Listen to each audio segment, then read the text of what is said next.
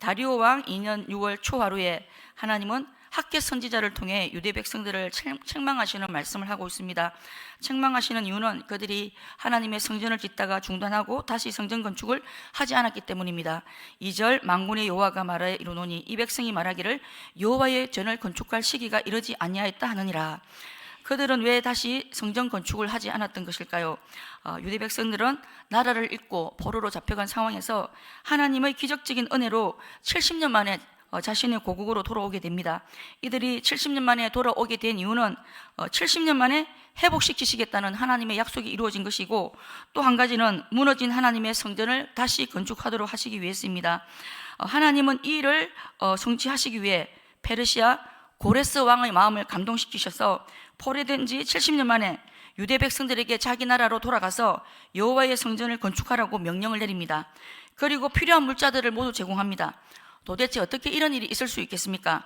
정말 꿈만 같은 일이 일어난 것입니다. 시편 126편 1절에서 3절은 이때 포로에서 자기 나라로 돌아가는 사람들의 감정을 잘 말해주고 있습니다. 여호와께서 시온의 포로를 돌려보내실 때 우리는 꿈꾸는 것 같았도다. 그때 우리 입에는 웃음이 가득하고 우리 혀에는 찬양이 찼었도다. 그때 문나라 가운데서 말하기를 여호와께서 그들을 위하여 큰 일을 행하셨다 하였도다. 여호와께서 우리를 위하여 큰 일을 행하셨으니 우리는 기쁘도다. 이 사건은 하나님께서 자기 백성들을 위해서 큰 일을 행하셨기 때문에 일어난 사건입니다. 이 사건이 얼마나 큰 일인지 당시 주변에 있던 문나라 사람들도 요 하나님께서 이렇게 큰 일을 행하셨다고 말할 정도입니다. 하나님의 신적 개입이 없이는 절대로 일어날 수 없는 그런 일이라는 것을 모든 사람들이 다 인정한 것입니다. 하나님은 자신의 약속하신 말씀을 이루시기 위해서 세계 열강을 움직이시고 이방 나라 고레스 왕의 마음을 움직이셨습니다. 고레스의 마음을 움직이셨다면 하나님이 움직이지 못할 사람은 아무도 없습니다. 고레스가 조서를 내렸을 때 그 중에서 성전을 건축하려고 하는 사람들 5만 명이 돌아갑니다. 이들은 성령께서 감동을 주셨을 때 적극적으로 순종한 사람들입니다. 성령이 감동을 주실 때 적극적으로 순종해야 하나님의 역사에 쓰임을 받을 수 있습니다. 이 5만 명의 사람들은 그들이 머물러 있었던 곳에는 성전이 없었기 때문에 70년 동안 제대로 된 예배를 한 번도 드린 적이 없습니다. 이들이 성전 건축에 동참하려고 했던 이유는 아마도 예배에 대한 사모함 때문일 것입니다. 그곳에 다시 성전을 세우고 하나님을 예배할 꿈을 꾸며 돌아가게 되었을 것입니다. 그런데 예루살렘에 돌아온 그들이 성전 공사를 시작하자마자 중단을 하게 됩니다. 왜 성전 공사가 중단이 된 것일까요? 성전 공사가 중단된 이유는 그곳에 이미 살고 있었던 사마리아 사람들의 방해 공작이 있었습니다. 사마리아 사람들은 유대인들과 이방인의 혼혈족인데 성전을 짓는다고 하니까 자기들도 이 일을 함께 하고자 했습니다. 하지만 거절을 당하자 이들은 고레스 왕 이후에 왕이 오른 아닥사스다 왕에게 유대인을 엄모하는 글을 올리고 그로 인해 아닥사스다 왕은 이 유대인들이 성전을 더 이상 짓지 못하도록 금지령을 내린 것입니다. 바로 이 사건 때문에 성전 건축이 15년간 방치가 된 것입니다. 이 5만 명이 성전 건축을 중단한 것은 자의적인 선택이 아니라 불가피한 외부적인 상황 때문이었습니다. 그런데 성전 건축이 중단된 지 15년이 지난 후 다리오 왕 2년 6월 그달 초하루에 하나님은 학개 선지자를 통해서 성전 건축을 중단한 이 일에 대해 책망을 하신 것입니다. 하나님은 성전 건축이 중단된 이유가 사마리아 사람들의 방해 때문이라는 사실을 모르실 리가 없습니다. 그럼에도 불구하고 하나님은 왜 이들을 책망하신 것일까요? 왜냐하면 하나님은 그들 내면에 있는 마음을 보셨기 때문입니다. 막상 돌아와서 성전을 지으려고 하니까 70년 동안 방치된 그 많은 쓰레기들을 전부 다 치워야 합니다. 아무 장비도 없이 맨손으로 쓰레기를 치우는 일은 정말 쉬운 일이 아닐 것입니다.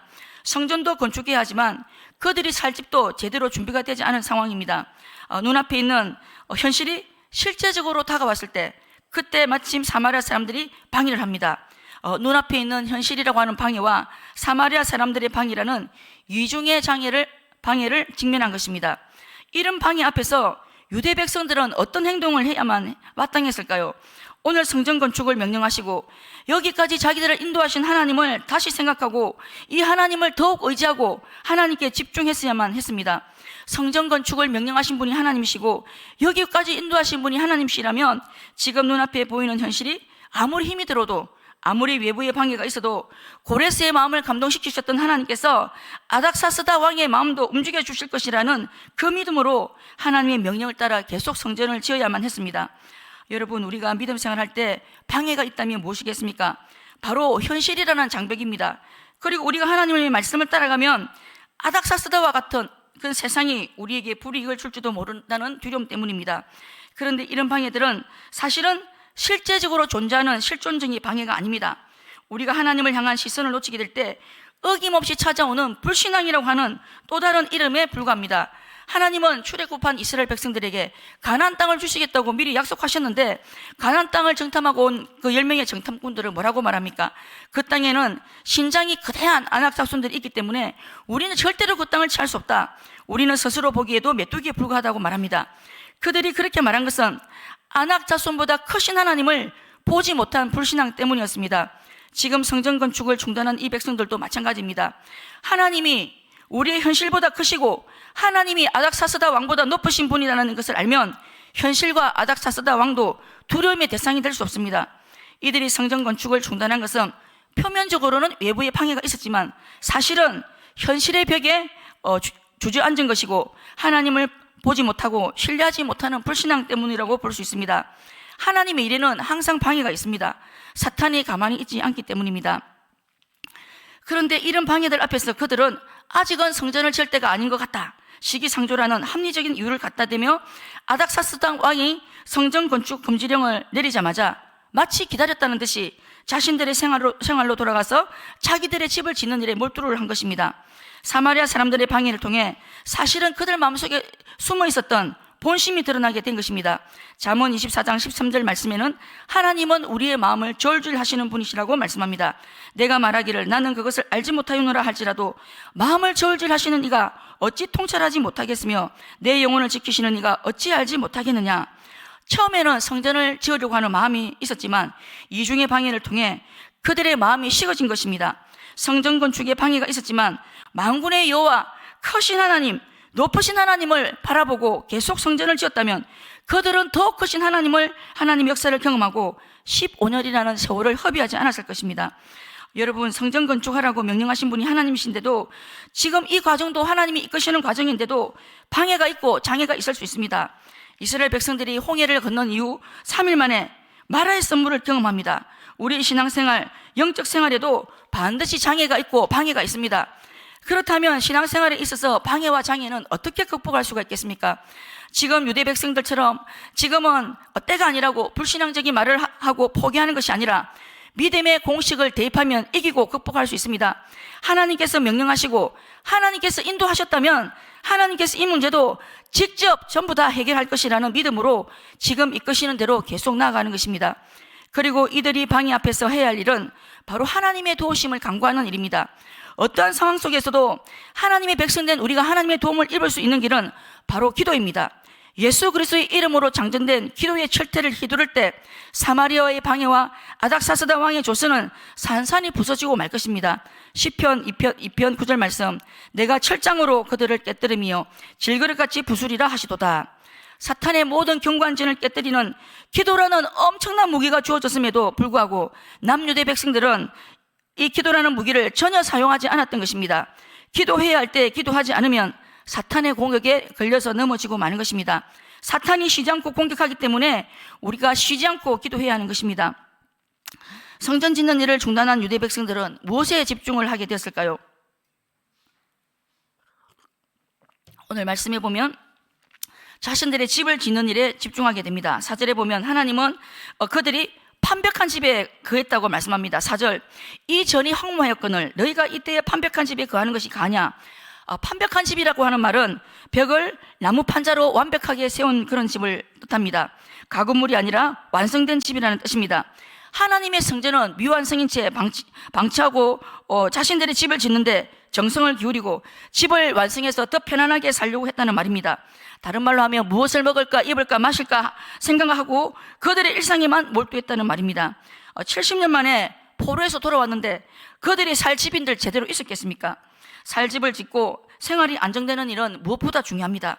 그런데도 하나님은 이들이 판벽한 집에 거하는 것에 대해서 불편한 심기를 드러내십니다. 4절, 이 전이 황무하였거늘 너희가 이때에 판벽한 집에 거하는 것이 가냐? 무슨 말씀입니까?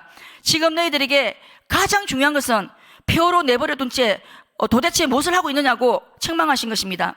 성전 건축이 중단되자 하나님을 향한 관심이 상실되고 하나님 나라의 꿈이 상실되고 사명이 상실되고 무려 15년 동안 오직 자기 자신만을 위한 삶, 이기주의의 살을 찌우고 있었던 것입니다.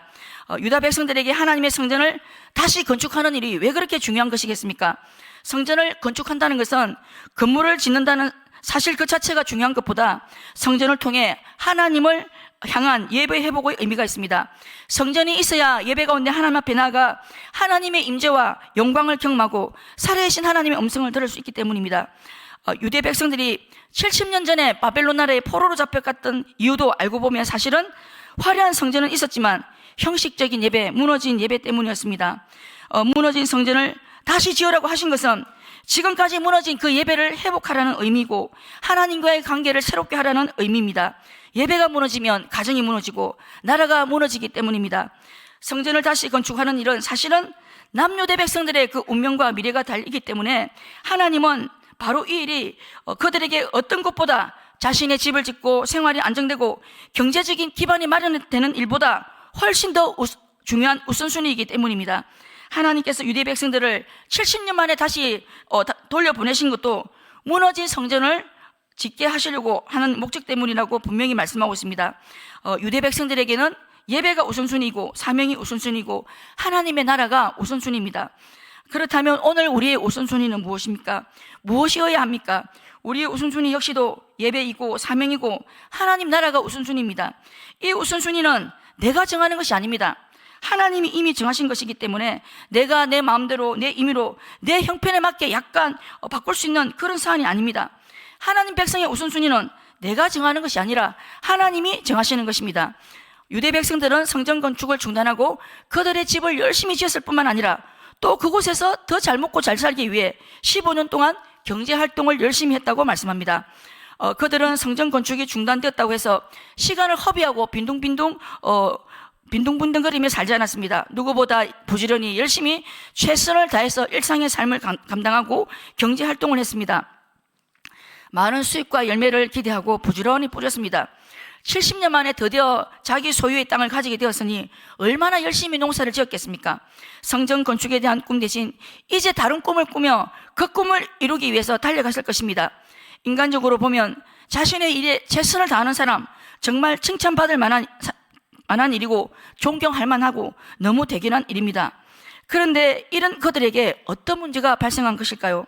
15년 동안 열심히 땀을 흘리고 노력한 것에 비해 너무나 적은 수확, 열매를 거두게 됩니다. 쉴 새 없이 빈틈없이 뿌리고 투자를 했는데 수입이 턱없이 적습니다. 수고한 것에 비해 너무 초라하고 턱없는 수업이 들어오면 먹어도 배가 부르지 않고 아무리 마셔도 흡족하지 못합니다.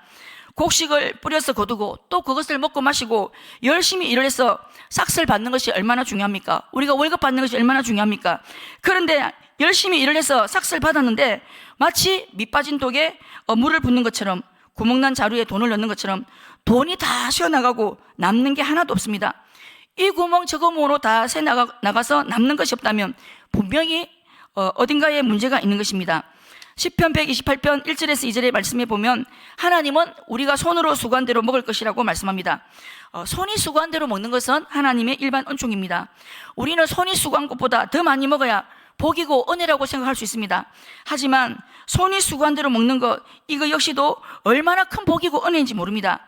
하나님의 은혜가 없이는 손이 수고한 대로 절대 먹지 못합니다. 그런데 지금 남유대 백성들에게는 손이 수고한 대가가 주어지지 않는 정말 기이한 이상현상이 나타난 것입니다. 한 해, 두 해도 아니고 무려 15년 동안이나 손이 수고한 대로 대가가 주어지지 않고 열매가 나타나지 않는다면 어떻게 해야 하겠습니까? 일단 하던 일을 중단하고 생각하는 시간이 필요합니다. 그리고 왜라고 하는 질문을 진지하게 해야 합니다.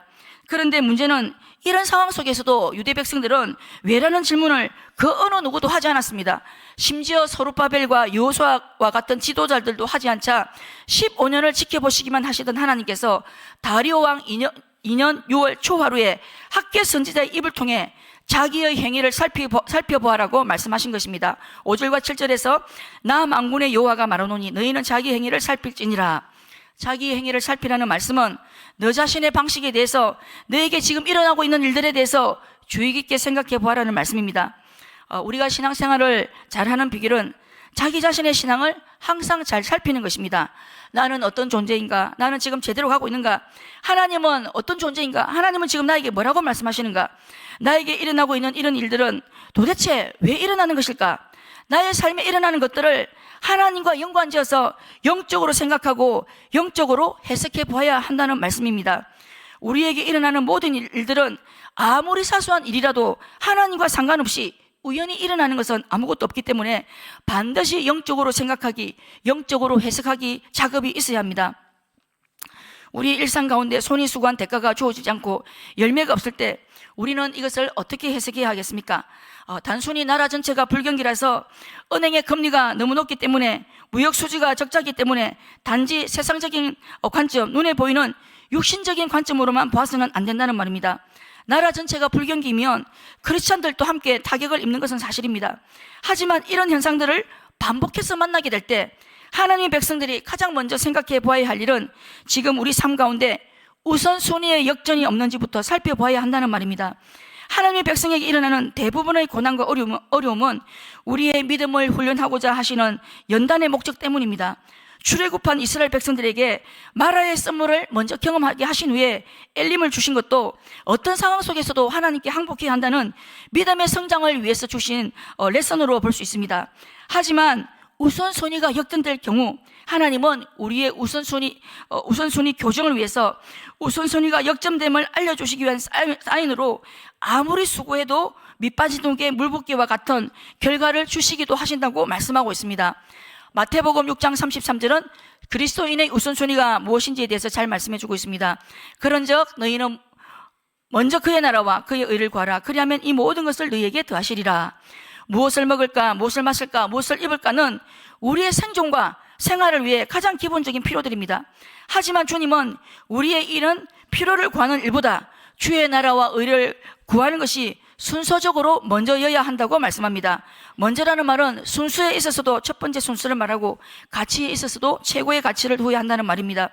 그리고 이렇게 우선순위의 순서와 질서가 제대로 지켜질 때 우리 일상에 필요한 모든 것들은 무한한 공급자 되시는 하나님께서 친히 공급하시고 채우시겠다고 말씀합니다. 그러면 우선순위가 역전될 때 왜 손이 수고한 대로 대가가 주어지지 않고 열매를 거두지 못하는 것일까요? 우선순위의 역전은 우리 인생의 뿌리를 하나님께 내리지 않고 다른 것들에 내리고 있기 때문입니다. 우선순위가 잘못될 때 손이 수고한 대가가 주어지지 않고 열매가 주어지지 않는 것은 우리의 인생의 뿌리를 생명의 고는 대신 하나님께 두지 않고 물이 없는 웅덩이에 뿌리를 내리고 있기 때문에 열매가 없는 것은 너무나 자명한 일이고 자기 자신이 초래한 일입니다. 그리고 하나님은 하나님의 백성된 우리에게 우선순위의 역전이 있을 때 절대로 가만히 계시는 분이 아니십니다. 반드시 우선순위를 바로잡도록 간섭하십니다. 하늘의 이슬이 그치게 하시고 한절을 동원하셔서 열매 없음을 경험하게 하심으로 자신의 행위를 살피고 우선순위를 점검하고 돌이키게 하십니다. 왜냐하면 그것이 바로 우리가 사는 길이기 때문입니다. 우리는 주 없이는 살 수 없는 자들이기 때문입니다. 우리를 창조하시고 구원하신 목적이 바로 하나님 제일주의로 살아가도록 하시기 위해서입니다. 하나님은 유대 백성들에게 자기의 행위를 살필지니라고 말씀하신 후에 다시 성전을 건축하라고 명령하십니다. 8절 말씀, 너희는 산에 올라가서 나무를 가져다가 성전을 건축하라. 그리하면 내가 그곳으로 말미암아 기뻐하고 또 영광을 얻으리라. 여호와가 말하였느니라. 하나님의 이 명령 앞에서 유대 백성들은 어떻게 반응합니까? 학계로부터 주어지는 하나님의 말씀을 듣고 학계를 하나님께서 보내셨음을 인정합니다. 학계를 하나님께서 보내셨음을 인정하는 것은 학계를 통해 하나님께서 지금 자신들에게 직접 말씀하시는 것으로 받아들였다는 말입니다. 그리고 이 말은 하나님께서 학계를 통해 하신 말씀을 그대로 다 인정했다는 말입니다. 맞습니다.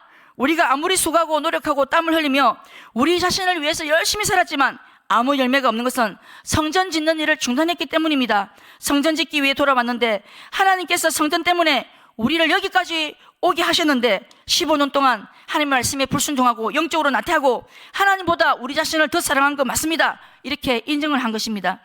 이렇게 자신의 잘못을 인정하는 것이 바로 회개의 출발이라고 할 수 있습니다. 자신의 잘못이 무엇인지 알지 못하면 회개의 자리로 절대 나갈 수가 없습니다. 학계를 통해 하나님의 말씀이 주어지자 그들은 그때부터 하나님을 경외하기 시작합니다. 이 말은 역으로 말하면 하나님의 말씀이 주어지기 전까지는 그들에게 하나님을 경외하는 마음이 없었다는 말입니다. 하나님을 향한 경외의 마음은 회개한 이후 하나님과 바른 관계 맺음이 시작될 때 나타나는 마음이기 때문입니다. 이런 맥락에서 하나님을 경외하는 마음은 오늘 우리가 하나님과 올바른 관계 맺음을 하고 있는지 그렇지 않은지 보여주는 바로미터와 같다고 할 수 있습니다. 그리고 하나님은 하나님을 경외하는 사람들 마음 가운데 성령의 감동을 주심으로 그들이 예루살렘에서 돌아오면서 처음에 가졌던 예배에 대한 사모함, 하나님 나라에 대한 꿈을 다시 꾸게 하시고 15년 전에 중단했던 그 하나님의 성전을 다시 짓기 시작합니다. 14절 여호와께서 스알디엘의 아들 유다 총독 소르바벨의 마음과 요사닥의 아들 대제사장 여호수아의 마음과 남은 바 모든 백성의 마음을 흥분시키시매 그들이 와서 만군의 여호와 그들의 하나님 전 역사를 하였으니 15년 동안 중단되었던 하나님의 성전 건축이 15년 만에 다시 재개가 됩니다. 15년의 불순종에서 15년 만에 순종의 역사가 일어난 것입니다. 성전을 다시 건축하기 위해서는 이제부터 그들의 필요를 채우는 일보다 무엇을 먹을까 입을까 마실까 이런 문제에 앞서 성전을 짓는 일을 먼저 하겠다는 말입니다. 우선순위를 하나님께 먼저 두겠다는 말입니다. 하나님께 우선순위를 두지 않으면 성전을 다시 짓는 일은 불가능합니다. 순종은 다른 말로 하면 우선순위 회복이라고 할 수 있습니다. 사실 하나님께서 다시 성전을 건축하라고 하신 때는 성전을 지을 만큼 유대 백성들의 상황이 좋아졌을 때가 아닙니다. 사실 처음보다 경제적으로 더 어렵고 힘든 상황이라고 할 수 있습니다. 하지만 이제는 경제적인 상황과 환경 이런 것들이 어떻든지 이런 것을 따지지 않고 무조건 순종한 것입니다. 그리고 하나님은 그들이 하나님의 성전 건축을 다시 시작한 때가 다리오 왕 2년 6월 24일이라고 분명히 말씀합니다. 다리오 왕 2년 6월 초하루에 학계를 통해 성전을 지으라는 하나님의 말씀을 듣고 24일 만에 성전 건축을 다시 시작한 것입니다. 그리고 성전 짓는 공사가 진행되고 다리오 왕 2년 9째 달 24일에 성전 지대를 쌓던 날 하나님은 학계를 통해 축복을 약속하셨습니다. 2장 18절에서 19절 너희는 오늘 이전 일을 기억하라. 9째 달 24일 곧 여호와의 성전 지대를 쌓던 날부터 기억하여 보라. 곡식 종자가 아직도 창고에 있느냐. 포도나무, 무화과나무, 석류나무, 감람나무에 열매가 맺지 못하였느니라. 그러나 오늘부터는 내가 너희에게 복을 주리라. 하나님의 복이 언제부터 임한다고 말씀합니까? 성전 역사를 시작하고 성전 지대를 쌓던 날 다리오 왕 2년 9째 달 24일부터라고 말씀합니다. 하나님께서 이렇게 날짜를 정확하게 구분해서 말씀하시는 이유는 바로 하나님의 복이 언제부터 정확하게 주어지는지 유대 백성들에게 확인시켜 주기 위해서라고 볼 수 있습니다. 그래 맞아. 우리가 성전지대를 쌓던 날로부터 깐보기가 없어지고 우박과 한재가 사라지고 열매가 떨어지지 않는 것이 분명해. 그 이후부터 그들은 하나님의 말씀이 어떻게 성취되는지 눈으로 확인하게 되었을 것입니다. 성전지대를 쌓던 그날 오늘부터 내가 너에게 복을 주리라. 이 말씀은 하나님께서 자신의 성전을 짓는 일 그리고 하나님의 말씀에 순종하는 일 우선순위를 정확히 지키는 일을 얼마나 기뻐하시는지를 단적으로 보여주시는 말씀이라고 할 수 있습니다. 만약 15년 전에 이 백성들이 방해 세력이 있었어도 믿음으로 성전 건축하는 일을 했더라면 이 축복은 이미 그때 주어졌을 것입니다. 하지만 15년 동안 불순종했지만 그럼에도 불구하고 다시 순종의 자리에 나갔을 때 우선순위를 회복했을 때 바로 그날부터 우선순위를 회복하고 순종한 바로 오늘부터 하나님은 복 주실 것을 약속하셨다는 사실입니다. 우리가 잘 아는 대로 사르밧 가부가 한 번 먹고 나면 없어질 가루 한 움큼과 기름을 가지고 있었지만 엘리야의 말대로 그것을 먼저 엘리야가 먹을 떡을 만들었을 때 하나님께서 약속하신 대로 바로 그날부터 그 땅에 비가 다시 내리는 날 동안 그 가부의 생계를 책임져 주셨습니다. 순종은 우선순위가 하나님께 있을 때만 가능한 일입니다. 오늘이라는 시간은 우리 모두에게 꼭까지 주어지는 시간입니다. 그런데 어떤 이에게는 오늘이 순종의 오늘이고 하나님이 우선순위인 오늘이지만 또 어떤 이에게는 오늘이 불순종의 오늘, 우선순위가 하나님이 아닌 다른 것으로 채워진 오늘이 될 수 있습니다. 우리의 오늘은 어떤 날이 되어야 하겠습니까? 성경은 에녹의 삶에 대해서 65세 때부터 인생에 큰 전환점이 있었음을 말해줍니다. 65세까지는 그저 그렇게 평범한 삶을 살던 에녹이 65세 때부터 300년 동안 하나님과 동행하는 삶을 살았다고 말씀합니다. 이 말은 65세 전까지는 에녹이 하나님과 동행하는 삶을 살지 않았다는 말입니다. 65세 되던 어느 날부터 하나님과 동행하기로 마음먹고 동행의 삶을 살기 시작한 것입니다.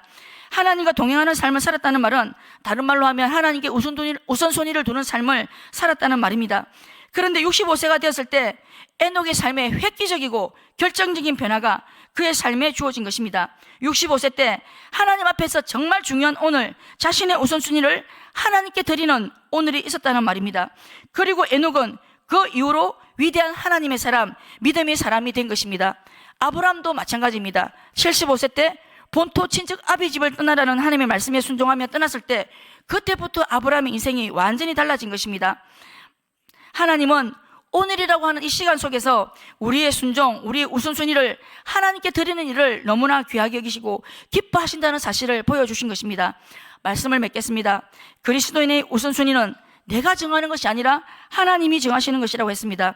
그리스도인은 그리스도께서 핏값으로 사신 존재이기 때문에 우리 삶의 주도권, 결정권은 그리스도께 있습니다. 그렇기 때문에 그리스도인 하나님의 백성은 우선순위가 하나님이 먼저이고 예배와 하나님과의 관계가 먼저이고 사명이 먼저입니다. 그리고 하나님은 이 순수가 잘못되었을 때는 절대로 가만히 내버려 두시지 않으시고 밑빠진 독의 경험을 통해 우리의 행위를 살피게 하시고 말씀을 다시 주셔서 다시 순종의 자리로 나아가게 하신다고 말씀했습니다. 오늘 우리의 삶은 어떻습니까? 누구보다 열심히 살고 최선을 다해 살고 있는데 왠지 밑빠진 독에 물을 붓는 것 같이 열매가 없고 손이 수고한 대로 대가가 주어지지 않고 있지는 않습니까? 우리의 행위를 살피며 우선순위를 점검하고 순종을 점검해야 하는 신호일 수 있습니다. 오늘 우리의 우선순위를 다른 것이 아니라 하나님께 먼저 드리고 오늘이 불순종의 오늘이 아니라 순종의 오늘이 되어 오늘부터 내가 너에게 복을 주리라고 말씀하실 정도로 하나님을 기쁘시게 해드릴 수 있는 우리 모두가 될 수 있어야 되겠습니다. 이 시간 말씀을 기억하시면서 우리 잠시 기도하도록 하겠습니다.